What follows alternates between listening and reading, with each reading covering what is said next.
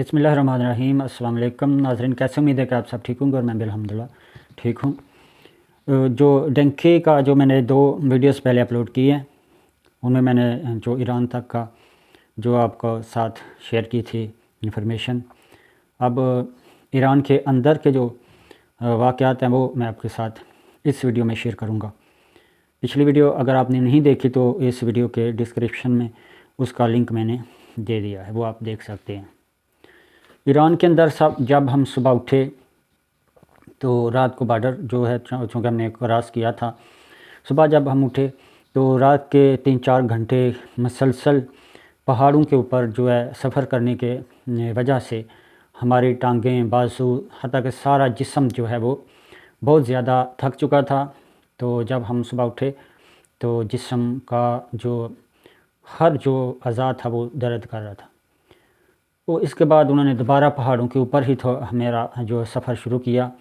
तकरीबन एक आधा घंटा सफ़र हमने बहुत मुश्किल से तय किया।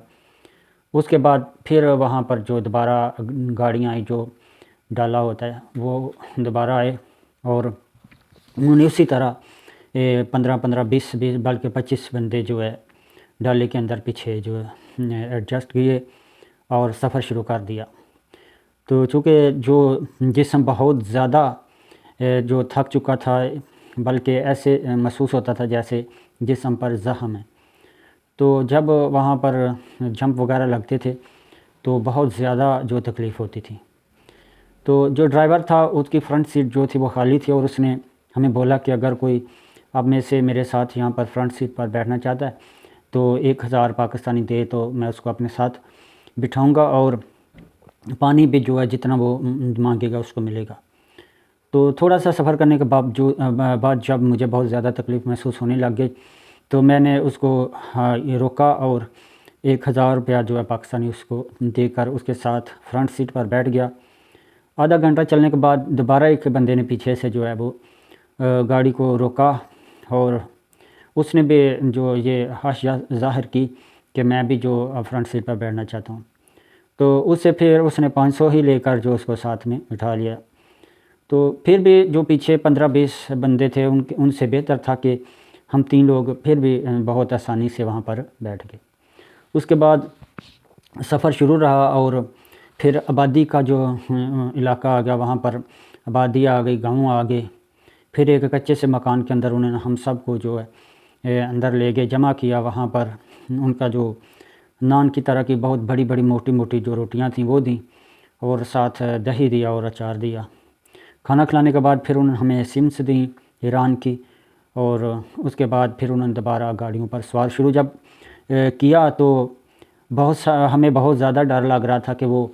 गाड़ी की जो डिक्की है उसमें हमें कहीं सवार ना कर लें। तो खैर हम तो बच गए और दूसरे लोगों को, बहुत सारे लोगों को उन्होंने डिक्की के अंदर भी सवार किया। उसके बाद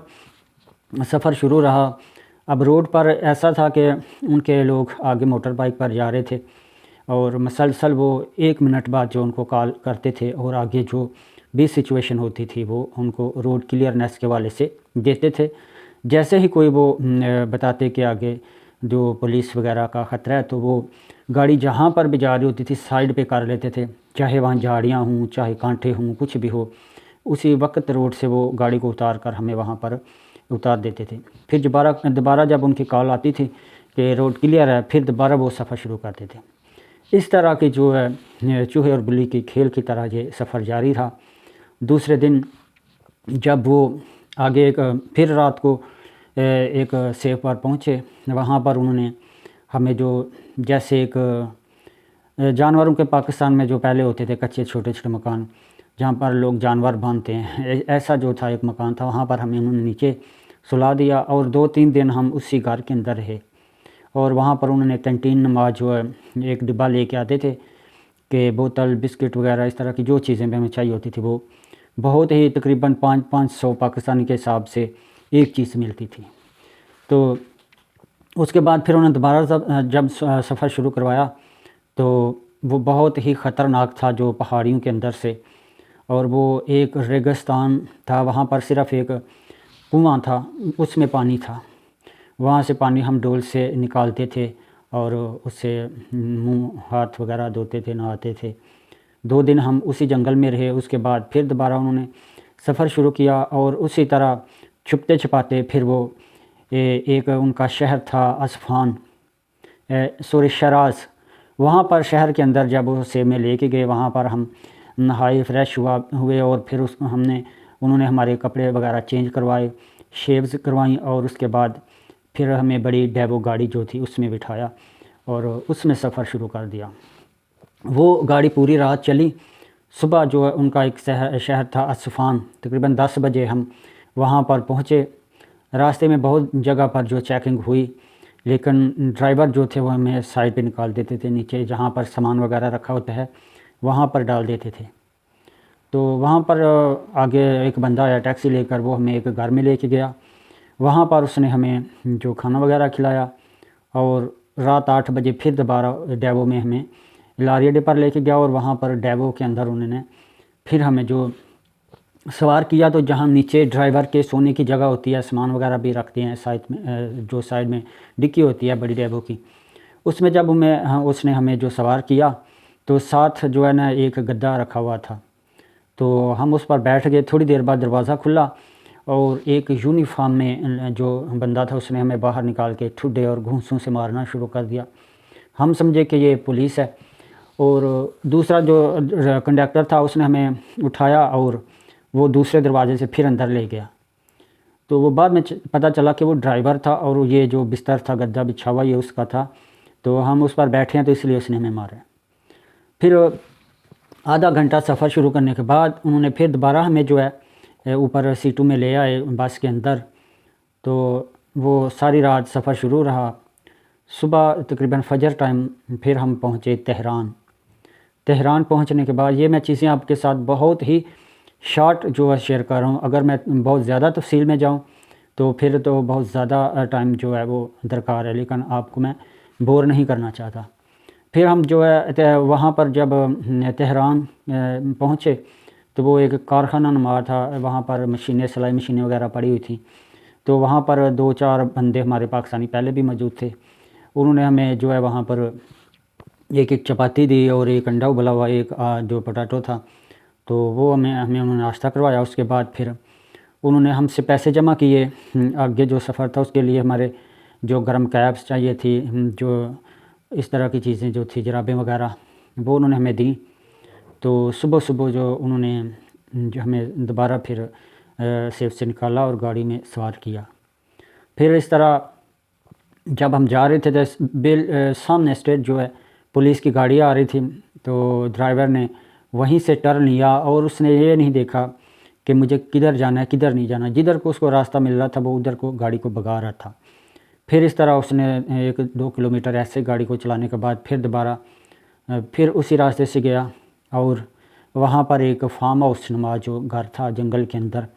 وہاں پر ہمیں وہ لے کر گئے، وہاں پر کھانا وغیرہ کھلایا، اور ترکی کا جو بارڈر تھا وہ ہم نے کراس کرانے کی وہاں پر ہی تیاری کی، اور اس کے بعد پھر رات کو دن کو وہاں پر سٹے کیا، رات کو انہوں نے دوبارہ پھر گاڑی آئی اور ڈکی میں اس دفعہ ہمیں انہوں نے ضرور ڈالا، اور ایک بارڈر کے آدھے گھنٹے کی دوری پر ایک کچا مکان تھا، وہاں پر ساری رات انہوں نے ہمیں سٹے کروایا، اور صبح جو آگے ایک نالا تھا، جو